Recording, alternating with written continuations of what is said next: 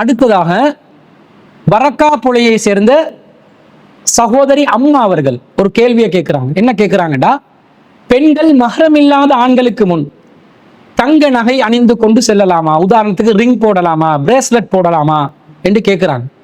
அதாவது இஸ்லாமிய மார்க்கத்துல பெண்கள் தங்களுடைய அலங்காரத்தை மஹரமான ஆண் அல்லாதவர்களிடம் வெளிப்படுத்தக்கூடாது என்று இஸ்லாத்துல இருக்குது. அல்லாஹ் தஆலா குர்ஆன்ல 24வது அத்தியாயத்துல 31வது வசனத்துல அல்லாஹ் சொல்றான், வகுல்லில் முஃமினாத்தி, மூமினான பெண்களுக்கு சொல்லுங்கள், யகுலுல்ன மின் அபுசாரிஹின்ன, அவர்கள் தங்கள் பார்வைகளை தாழ்த்தி கொள்ள வேண்டும், வயஹ்ஃபல்ன ஃபுரூஜஹுன்ன, தங்கள் கற்புகளை பேணிக் கொள்ள வேண்டும், வலா யுபதீன ஸீனத்தஹுன்ன, அவர்கள் தங்களின் அலங்காரத்தை வெளிப்படுத்த கூடாது, இல்லா மா ஸஹர மின்ஹா, தானாக வெளியே தெரிபவற்றை தவிர, வல் யضربن بخمرهن على جيوبهن, அவர்கள் தங்கள் ஹிமார்களை மார்பகங்கள் மீது போட்டுக்கொள்ள வேண்டும் என்று அல்லாஹ் சொல்றான். இந்த வசனத்தில் அல்லாஹ் சொல்றான், வலா யுபதீன ஸீனத்தஹுன்ன இல்லா மா ஸஹர மின்ஹா, தானாக வெளியே தெரிபவற்றை தவிர அவர்கள் ஜீனத்தை வெளிப்படுத்திக் கொள்ள கூடாது. தானா வெளியே தெரிபவற்றை தவிர என்றால் என்ன என்று சொன்னால், ஒரு பெண் ஆடை அணியும் போது இஸ்லாம் சொல்லக்கூடிய விதத்தில் முகம் தெரியக்கூடிய விதத்தில், முன்கை வரை கைகள் தெரியக்கூடிய விதத்தில், கரண்டைக்கு கீழே பாதங்கள் தெரியக்கூடிய விதத்தில் பெண்கள் ஆடை அணிந்தால், அந்த பெண்கள் அந்த தன்னை மறைத்துக் கொள்வதற்காக அணியக்கூடிய ஆடையில் ஒரு அலங்காரம் வெளிப்படும். ஒரு கலர் இருக்கும், அல்லது ஒரு சின்ன அளவுல சரி ஒரு டிசைன் இருக்கும், ஏதாவது ஒரு விதத்துல ஒரு அலங்காரம் வெளிப்படும். இந்த அலங்காரத்தை பொறுத்தளவுல அதை தவிர்த்து கொள்ள முடியாது. ஏனென்றால் அது ஏதாவது ஒரு ஆடையை போட்டு மறைக்கும் போது அந்த ஆடையில் உள்ள அலங்காரம் வெளியே தெரியத்தான் செய்யும். சில பேர் இதற்கு பதிலாக கருப்பு துணியை நாங்கள் அணிஞ்சு கொண்டா எந்த அலங்காரமும் வெளிப்படாது என்று சொல்லி கருப்பு துணியால முழுசா ஆடை அணியணும் என்ற மாதிரி ஒரு சட்டத்தை கொண்டு வந்துட்டாங்க. இப்ப கருப்பு துணியில ஆடை அணிய போன பெண்கள் என்ன செஞ்சிட்டாங்கன்னு சொன்னா, அதுல டிசைன் போட ஆரம்பிச்சுட்டாங்க. என்ன டிசைன், வௌவால் டிசைனு, சீக்கின்ஸை நிரப்புவாங்க, கலர் கலரா விதவிதமா எம்ப்ராய்டரி டிசைன் வந்துருவாங்க, துபாய் அபாயாண்டுவான், குவைட் அபாயாண்டுவான், கட்டார் அபாயாண்டுவான், ஒவ்வொரு டிசைன்ல விதவிதமா என்ன செய்யறாங்க, கருப்புக்குள்ள வேலைமானத்தை போட்டு அதையும் அலங்காரம் ஆக்கிட்டாங்க. அப்ப இந்த அலங்காரத்தை பொறுத்த அளவுல இதை தவிர்க்க முடியாதுன்றது அல்லாஹ்க்கு தெரியும் என்பதனாலதான் வலா யுபதீன ஸீனத்தஹுன்ன, அலங்காரத்தை வெளிப்படுத்தாதீங்க, இல்லாமா ஸஹர மின்ஹா, தானா வெளியே தெரிபவற்றை தவிர, அது தெரியத்தான் செய்யும். ஒரு அலங்காரமும் இல்லாமல் ஆடை அணிய வேண்டும் என்று பெண்களுக்கு சட்டம் போடுறதா இருந்தா, கோணி இருக்குது, நம்ம இலங்கையில கோணி என்றுவாங்க, சாக்கு இருக்குதே, சாக்கால தான் ட்ரெஸ் தச்சு கொடுக்கணும். அந்த சாக்குலையும் என்ன செய்வாங்கன்னா கலர் கலரா பேர் போட்டு வச்சிருப்பாங்க. ஏதாவது அரிசி மூட்டையா இருந்தா அந்த அரிசி மூட்டை கம்பெனியோட பேர் இருக்கும், அப்பயும் ஒரு அலங்காரம் வெளியத்தான் செய்யும். அல்லது சாக்குல தையல் போட்டு அந்த தையல் ஏதாவது டிசைன் தையலை போட்டாங்கன்னா அதுலயும் அலங்காரம் வெளிப்படத்தான் செய்யும். இதை தவிர்க்க முடியாது என்பதனால் இல்லாம ஸஹர மின்ஹா, தானா வெளியே தெரிபவற்றை தவிர, அது அல்லாஹ் தஆலா மன்னிச்சிட்டான், பரவாயில்லை. ஆனா ஜீனத்தை அல்லாஹ் வெளிப்படுத்த வேணாம் என்றான். ஜீனத் என்றால் என்ன? ஜீனத் என்றால் இயற்கையான பெண்களின் அழகு என்பது ஜீனத் அல்ல. அது ஹுஸ்ன் என்ற வார்த்தை வருது, அல்லது ஜமால் என்ற வார்த்தையில வரும்.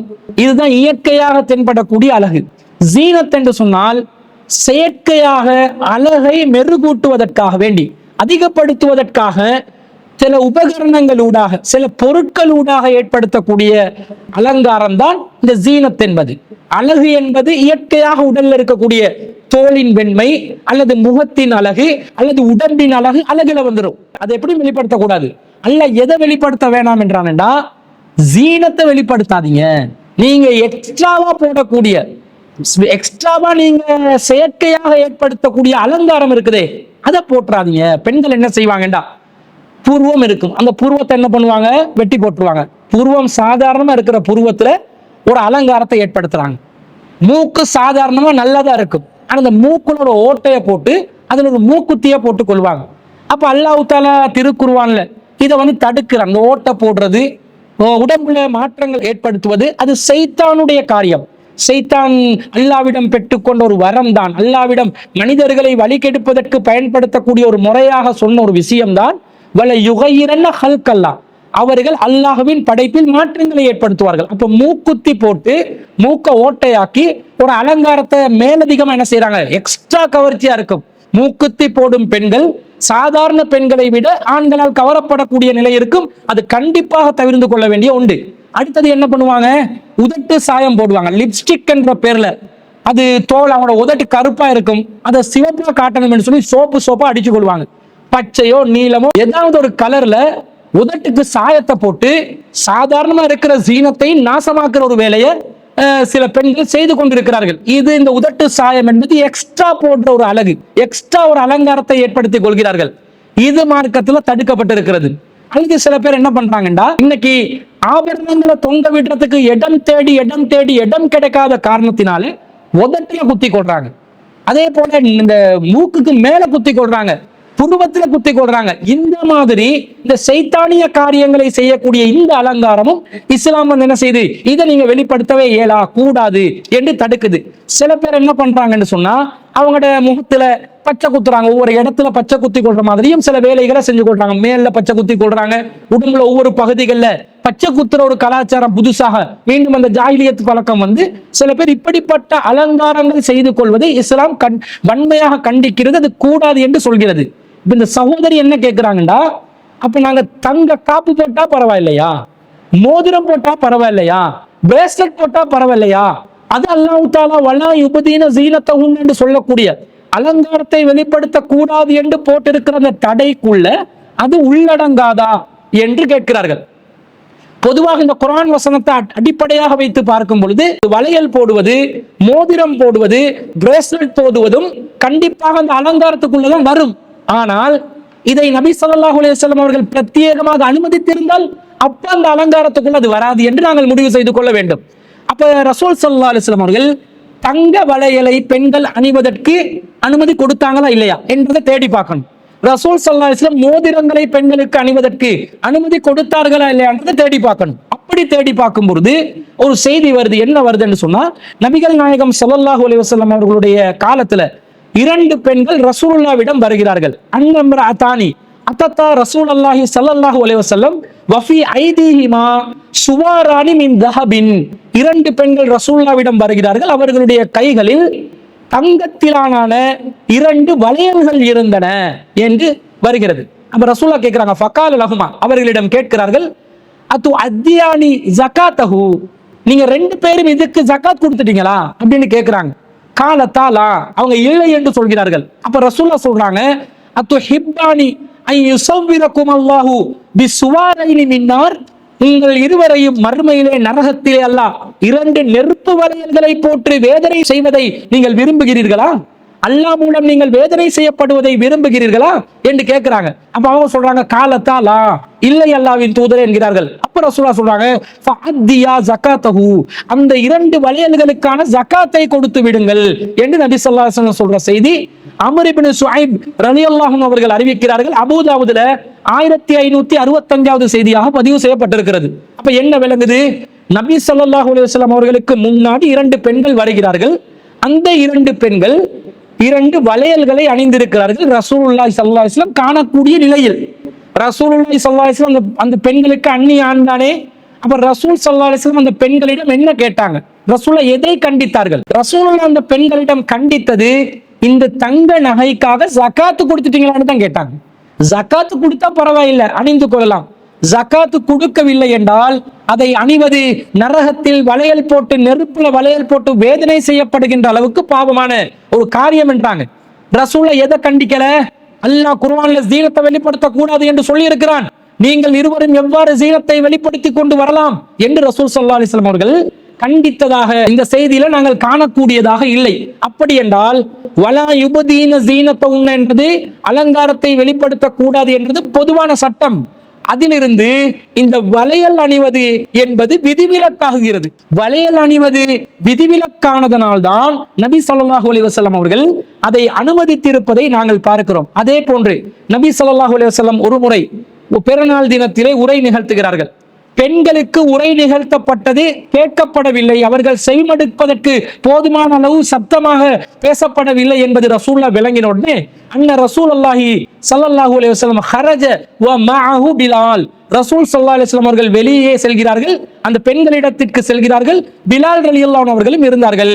ஃபலன்ன அன்னஹு லம் யுஸ்மிஇன் நிஸாஅ ஃபவஅலஹுன்ன, ரசூல் அந்த பெண்களுக்கு அறிவுரை கேட்கவில்லை என்று நினைத்து மீண்டும் ஒரு முறை அறிவுரை சொன்னார்கள். வ அமரஹுன்ன பிஸ்ஸதகா, சதகா செய்யுமாறு கட்டளையிட்டார்கள். அப்போது ஃபஜஅலத்தில் மர்அத்து, பெண்கள் என்ன செய்தார்கள் தெரியுமா? துல்கியல் குர்த வல் ஹாத்தம, பெண்கள் தங்களுடைய காதணிகளையும் தங்களுடைய மோதிரங்களையும் ஆடையிலே போட்டார்கள். பிலாலுன் யஹுது ஃபீ தரஃபி ஸௌபிஹி, பிலால் ரலியல்லாஹு அன்ஹு அவர்கள் ஒரு ஆடையை இரு ஓரங்களில் பிடித்துக் கொண்டிருக்கும் நிலையில் பெண்கள் தங்களுடைய காதணிகளையும் மோதிரங்களையும் போட்டார்கள் என்று வருது. அப்ப இந்த செய்தியை நாங்க புகாரில 98வது செய்தியா பார்க்கிறோம். அப்துல்லா இப்னு அப்பாஸ் ரலியல்லாஹு அன்ஹு அறிவிக்கிறாங்க. இதுல என்ன விளங்குது? பெண்கள் ரசூல் ஸல்லல்லாஹு அலைஹி வஸல்லம் அவங்க முன்னாடி மோதிரம் போட்டு இருக்கிறாங்க. ரசூல்ல தர்மம் சம்பந்தமாக சொல்லும் போது மோதிரத்தை கலட்டி போடுறாங்க, காதணிகளையும் கலட்டி போட்டாங்கன்னு வருது. காதணிகளை ஆடைக்குள்ள கைகளை செலுத்தி கலட்டி எடுக்கலாம்.